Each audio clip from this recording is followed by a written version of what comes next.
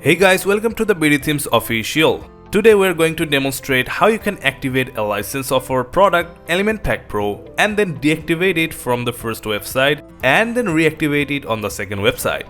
Although we used Elementor for this demonstration, the procedure stands for all products purchased from BdThemes.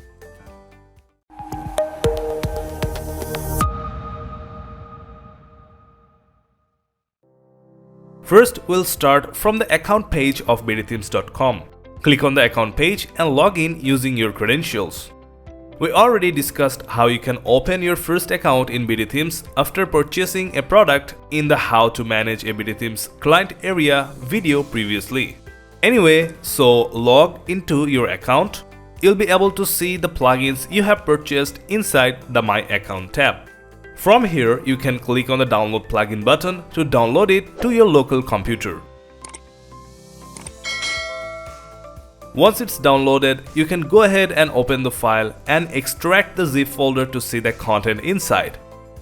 There, within the plugin folder, you'll find the package that you need to install on your WordPress site.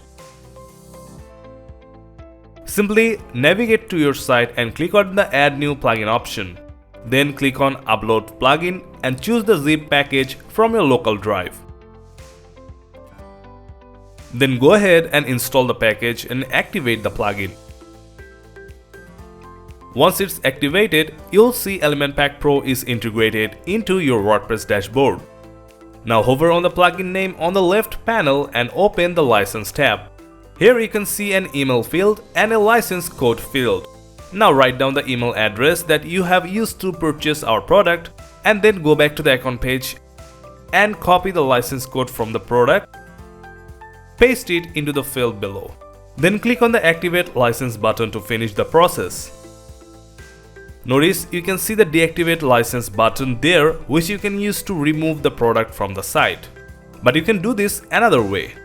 Go to the account page and see the My Account tab. There, click on the View Websites button of the product. Here you can see all the websites where the product is activated. You can either delete the site to deactivate the license or deactivate the license from within your WordPress dashboard. Both instances work fine. That's all about it. Hope this video helped you with your license management. Please like, share and subscribe to this channel to stay updated. Stay safe and see you next time.